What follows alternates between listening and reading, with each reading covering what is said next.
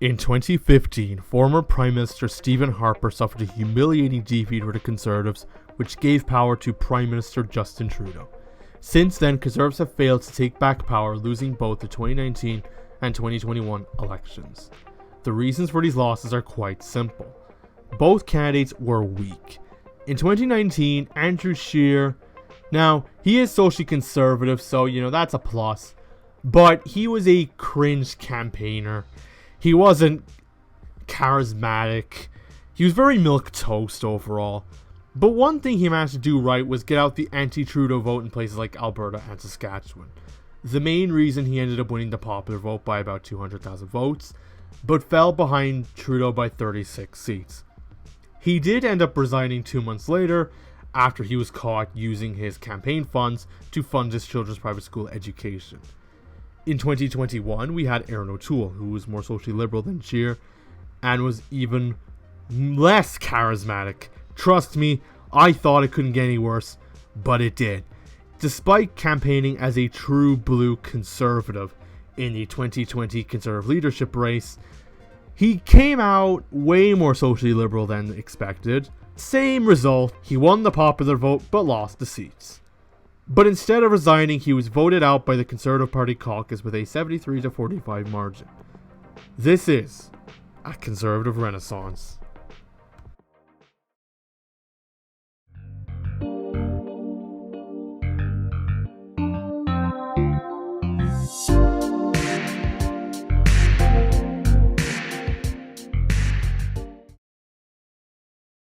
This year, the Conservative Party is going through a leadership race on September 10th, 2022. Pierre Poilievre is the obvious frontrunner judging by the polls. He's going to win by a landslide, let's be honest. But one of his main opponents, really the only opponent, Jean Charest. Jean Charest is a liberal conservative. He wants to make the Conservative Party into a, as he calls it, a Canadian Conservative Party, and not the divisive kind of conservatism we are seeing south of the border, referring to Poilievre. Earlier this year, Jean Charest was calling for Poilievre to be disqualified from the leadership race because of his support for the trucker convoy. Now, whatever you may think of the trucker convoy, people are entitled to have their view on them, especially Pierre Poilievre.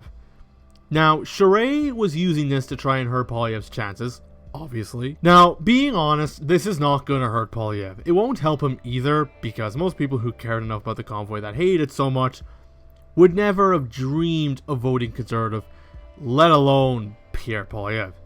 But of course the media tries to talk about it like it does hurt him, which it won't. Anyways, let's get into this clip.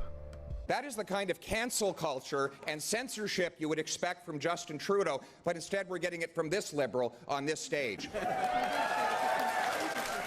And frankly, Mr. Charest, for you to talk about law and order is a little bit rich, given that your party, your Liberal Party, took $500,000 of illegal donations when you were the head of that party. The average trucker has more integrity in his pinky finger than you had in your entire scandal-plagued Liberal cabinet. Absolute legendary performance right here. Now, imagine Prime Minister Trudeau against him on the debate stage. Poilievre does roast him regularly in Parliament, obviously. With the financial genius over there who invested $200 million of our tax dollars in this failing casino firm, please stand up. The right honorable Prime Minister. But watching it live on TV and on a stage would be a lot more satisfying to watch. Let's briefly talk about Pierre's other opponents. We won't spend too much time on them, so we're going to go quick with this. Patrick Brown, despite being disqualified, we'll talk about him still. Former leader of the Ontario PC Party, he is quite the flip-flopper. So in the mid-2000s, he was a social conservative, anti-abortion, anti-gay marriage. In fact, he was a warrior for the Christian right. Then in the 2010s, he became more socially liberal, leading up to the 2018 election. In fact, that if you opposed abortion, you couldn't even run for the party as a candidate. But then, months before the 2018 election, Brown resigned after sexual assault allegations came out about him that were proven false a few months later. And we then saw Doug Ford take over and actually swung the Ontario PC Party well, a little bit to the right. Well, as far as Patrick Brown is concerned, anyway. MP Leslyn Lewis. Leslyn Lewis on the issues such as abortion, the alphabet agenda, globalism. On that alone, she instantly is my favorite candidate out of all the contenders. She has a few issues though, however.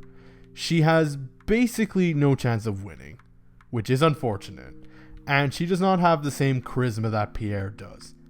Now, that's not to say that she does have good potential in a future government, particularly maybe even in a Poilievre government. Now, I'm going to be honest with you, I don't know what exact cabinet role. Well, I haven't really just thought of anything in particular.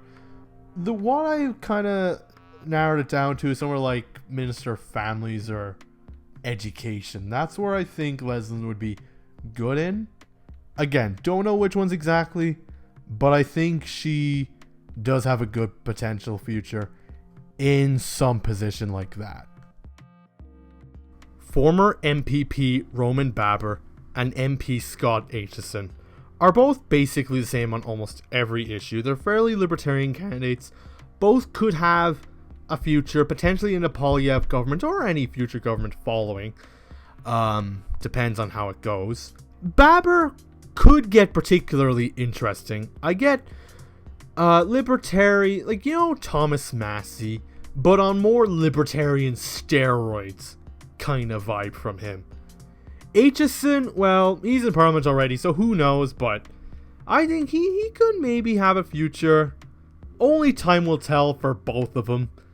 But Roman Baber, you know, he could have somewhere.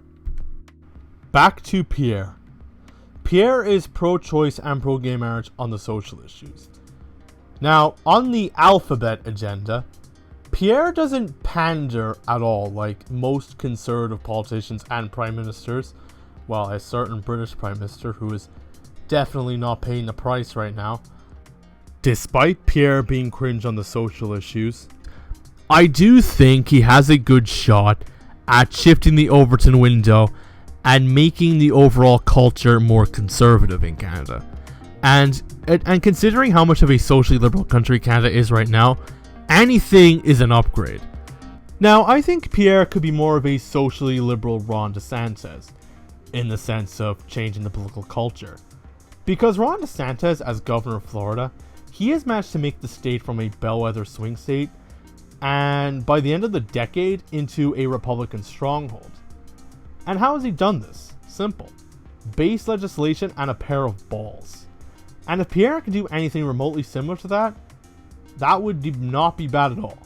And speaking of base legislation, Pierre has a plan to sort out the universities, the indoctrination camps, the places that are making our youth more Marxist.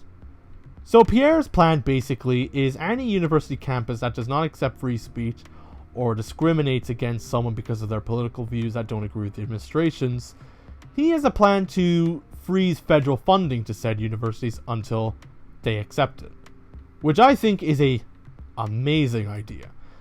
Now, on economics, Pierre is a basic conservative. He's for lower taxes and less regulation. Now, on issues like trade and manufacturing, Pierre is quite a protectionist populist, which is not really something you see in the Canadian Conservative Party, because most of them are quite globalist. Speaking of globalist, actually, Pierre has said on multiple interviews that he is against the World Economic Forum, and has also said that he will ban his ministers from attending its summits. Now, as much as Pierre is cringe on the social issues, I think I can say in confidence that him being an anti-globalist does cancel out him being socially liberal. In 2025, if Pierre plays it right, he stands a good chance of beating Trudeau. And by then, Trudeau will be Prime Minister for 10 years and probably suffer the same fate as Harper. Or he might not even be leader by then, whether the Liberal Party caucus kicks him out or he resigns before it happens. Who knows? One thing's for sure, Poilievre is running a good campaign, a phenomenal campaign for a leadership race. But in the meantime, there is a lot of groundwork social conservatives can do, which that is a topic for another video that can hopefully pivot Poilievre to the right as well. But I will leave it off here. This has been Mr. Elk. See you in the next video.